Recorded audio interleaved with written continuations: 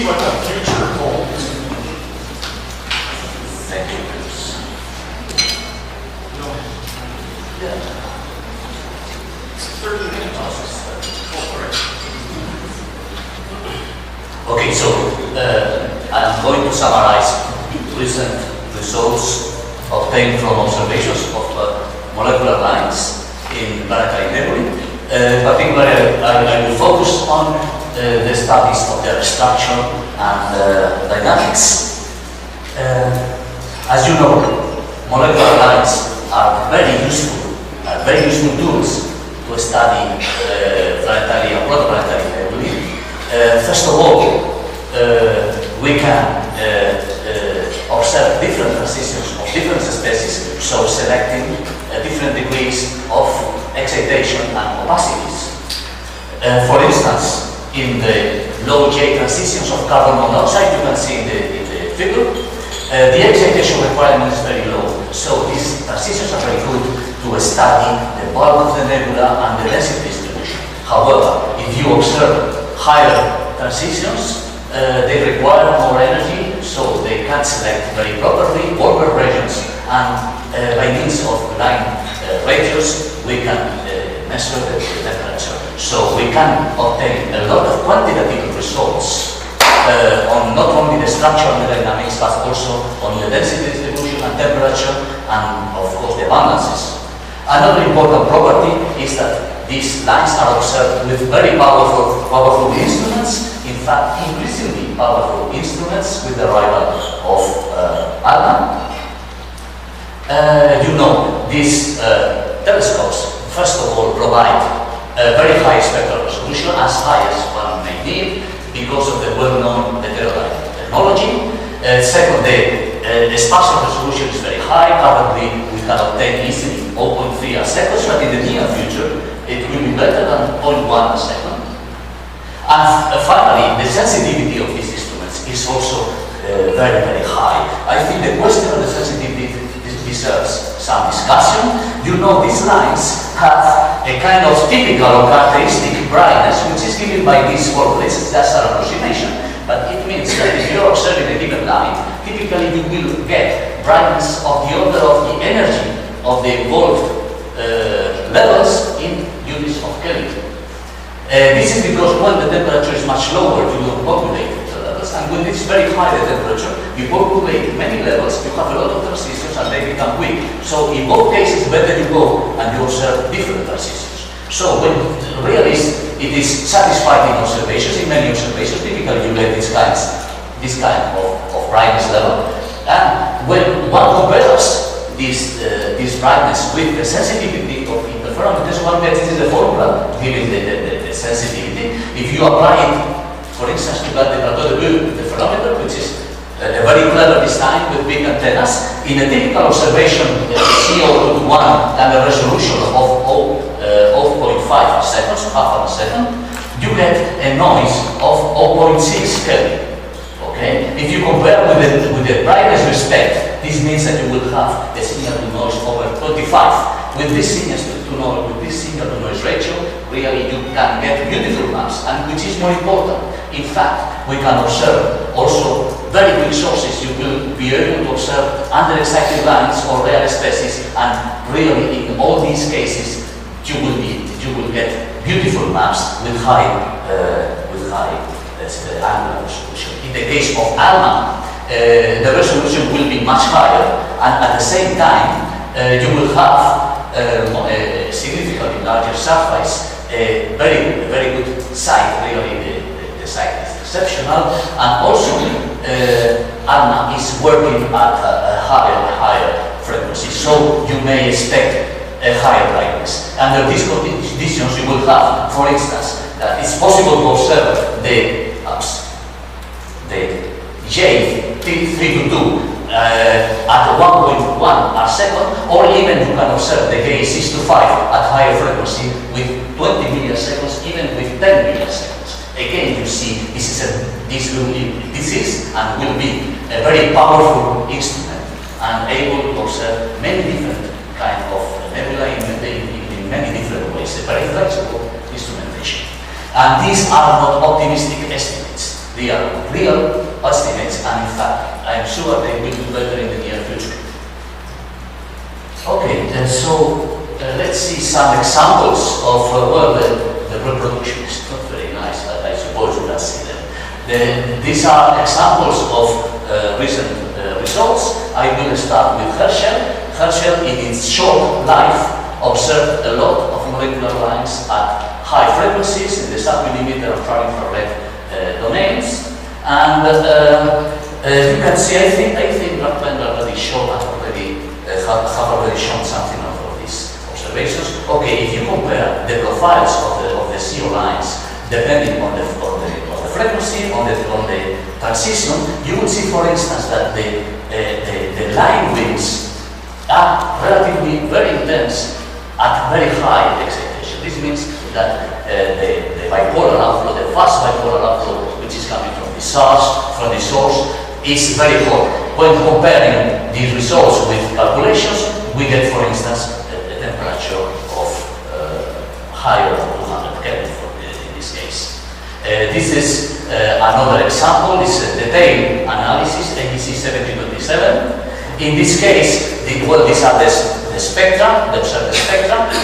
Well, the angular resolution of Herschel was poor, therefore, we have to identify the different components from the spectral feature, right? Of course, in this source, which is well observed, we know more or less which is the structure, and therefore we can identify the different layers on the spectrum. Okay, thanks to models of this source, we have been able to measure the velocities, the abundance, the temperature, and the density of the different layers. In particular, note that there is a narrow component, inner component, in which the velocity is slightly higher, and also the temperature and density. So probably these inner layers are pushed by the H2 region, and in some way there is a kind of a slow shock running there. Well, another example is the survey performed with Opacos. I remember already discussed this case, in particular this spectacular source, IRAS 1937-4, which shows very high mass and very high velocity. But I think the most interesting study, the most interesting result in this case is the statistical comparison of different sources. They have observed many sources. This is in this view, in this drawing, you can see the number of sources depending on the velocity of the outflow or the bipolar outflow. And this is the exceptional source I have mentioned. But in fact, most of the protoplanetary nebulae observed in Opacos show significantly lower velocities. So if you try to see that statistically, in fact, most of the sources are very different from this spectacular and well observed nebulae, which are of course those we refer. Okay, another survey is COSAS. It was done with Plateau de Bure. It is being done with Plateau de Bure. A total of 45 objects are being observed. 18 of them are observed now. 18 have been published. This is a high-quality survey, and you can see an example of bipolar protoplanetary nebula there. Okay, this is another example from COSAS. It's IRC plus 15049. This is one of these semi-regular variables mentioned by Carpenter, in which these are AGB stars, right? However, the envelopes are not spherical, they are clearly axially symmetric, and well, these are maps per velocity channel, right? And this is a velocity, position velocity gap. What we can find here is that there is a clearly axisymmetric envelope with moderate velocity, and there is no sign of rotation. The origin of this asymmetry is by the moment unknown. This is another example, the ARMA observations of R sculptoris. This is also semi-regular, and there is a poster on this source, and I think Sophia Ramstedt will also discuss on it tomorrow. So just I will mention that in this source we knew that there is a detached envelope, spherical envelope, and now thanks to the high sensitivity, which is important here is the sensitivity, not the resolution, right? So thanks to the high sensitivity of ARMA, we are able to detect the ejection of material during the quiescent phase it shows these well-known spiral lines, which are very probably due to binarity. Okay, this is another interesting source, the Butterfly Nebula M2-9. It is a low mass nebula. In total, one finds 0.05, 500ths of solar mass, and the molecular gas is only about 20% of the total. Most of the gas is in the PBR. It's also binary, and you see the molecular gas is forming two rings, equatorial rings in moderate expansion. I mean, in a slow expansion at about 4-8 kilometers per second. These are high quality maps with a resolution of 0.5 seconds. When you draw the position velocity diagrams of this source of the molecular rings, you see something like that. Not only the centroid of the spatial centroid of the rings is different, also the velocity centroid is different. This means that very probably the different, also note here, the different gradient of velocity we see on both sides of the disk. Well, all these effects can be explained if we assume that the rings were ejected in different phases of the orbit. Which is important here is the velocity of the primary in its rotation, right? So depending of the phase in which the rings are observed, they are displaced in one direction or the other, and the velocity is different. Of course, in case of a continuous emission, you will have a beautiful spiral. With these observations, it was possible to measure the parameters of the orbit. In particular, we found that the mass of the companion of the secondary is relatively small, less than 0.2 solar masses. By the way, it's a question. I always have a question about this source. Why the star in the very late AGB or maybe in the very first post-AGB phases is ejecting material in the form of equatorial rings? Really? I never understood that. Okay. These are all observations of CRL-C18. Black Benda has already discussed them. This is the structure of CRL-C18 obtained from all observations. And new SMA observations, discussed also by Black Benda, have shown the structure of the outflow. I prefer this other study by the same authors. They have observed several lines of HCN and HC3N, and these lines are very good to prove the emission from this slow ring, also in expansion. Up to now, all what we have seen is in expansion, right?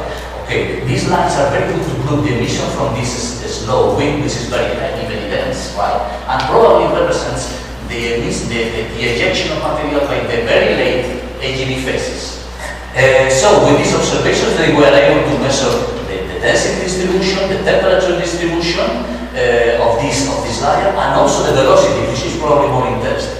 And note that in the last 2,000 years, the velocity at which the AGB, in the last 200 years of the AGB life, right? The velocity of the gas ejected by the star decreased from around 15 kilometers per second to about 5 kilometers per second. So there is a systematic decrease of the velocity with time during the AGB. In other objects, we see also effects of this kind as in M2-9, as we have seen. Well, this is another example, is the Boomerang Nebula, and Raghvendra, I think, has already explained this case with this beautiful absorption against the cosmic background, which shows that the gas at very high velocity and quite extended shell is really very cold. Okay, I would like to devote the last minutes of my talk, which is not very long, to the study of objects with very low mass, very low mass nebulae. I would have already seen some examples like M2-9, in which the total mass is just 0.05 solar masses, but there are other objects, positive objects, in which the mass is as low as 10 to the minus 2 solar masses. They are mostly identified from their stellar properties, and examples are the Bertrand 89 Hercules, the Hermito variables, and others. Okay, these objects are also observed in molecular line emission, and when you compare their observations with those of a standard protoplanetary nebula, you can see this. This is CRL 2688. It's a standard, very massive, very nice and very well studied protoplanetary nebula, and this is 89 Hercules. 89 Hercules is not farther than CRL 2688, but you see how weak and how narrow is the line we detect in this source. And 89 Hercules is the strongest emitter in CO lines of this kind of objects. It's important to know, I forgot to say that, a good deal of these low mass nebulae are known to show, maybe one half of them, are known to show a significant and remarkable near-infrared excess, which could come from a very compact, small circumbinary disk, which is kept close to the star, probably because of this rotation. However, there was no spectroscopic observation to check that. Okay, anyway, if we observe, for instance, AC Hercules is another source of this kind. It's a good example, but it's not the best one. And to compare the emission with that of CRL 26, we have to change the scale. You see how weak it is, and you also will understand why there is such a big observational bias to observe always the same source, the strong source. The strong sources, those with a lot of mass and intense wavelengths. Okay, systematic observations of these sources in carbon monoxide have shown that practically all of them emit significantly in molecular lines, and they present this kind of profiles, this narrow line with one or two peaks and some wings, which is characteristic of this rotation. So, in one case, in the case of the rectangle, and probably in another one, the rotation has been demonstrated by means of maps. This is the position velocity gap, which is absolutely that expected from the Keplerian rotation. You can compare with model predictions there. Okay, so very probably in practically all these sources with the near-infrared excess and low nebular mass, most of the nebula, most of the mass of the nebula is placed in the disk in rotation. Also, from a careful analysis of this profile, we have found that there is an excess in the emission of the wings that cannot be explained by the disk alone. So very probably there is, together with the disk, and say a component in expansion and outflow with slightly higher velocities. And this excess appears in about one half of the surface. So very probably it's a very common structure, double structure, protecting this plus expansion. Okay, these are the results from the molecular lines. As I told you, the advantage of observing molecular lines is that one gets quantitative results. I mean, one gets numbers, densities, velocities. These are the total mass. These are the measurements of the total mass of the disk. They are not very high, between 10 to the minus 3, 10 to the minus 2. And in this column, you can see the mass of the outflows. In three objects, there are a good high resolution mass that show that really the structure is composite disk plus outflow. And note the low velocity of the outflow. Of course, one can wonder which is the future evolution of these sources. Very probably they will become planetary nebulae, I think. But which kind of planetary nebulae? Surely low mass nebulae. But okay, by the moment it's not at all obvious. Let me show you very recent observations with ARMA of the red rectangle. The difference with respect to the old observations is that now we can see the gas in expansion. The disk is this central component. The rotation is the variation on the position and the velocity you see there. But at higher velocities, you also see this X-shaped structure, which is the outflow, the gas in expansion, and which occupies more or less the same distribution as the HST image. The outflow is practically not seen in certain CO. This is another advantage, as I mentioned. You can observe several species with different capacities. So 13 CO, which is optically thin, is not able to trace, practically not able to trace the outflow, just because most of the mass is in the disk in this case. Okay, these are observations of COGs J625. The resolution is 0.25 seconds. These are difficult observations because this is a high frequency. Nevertheless, the maps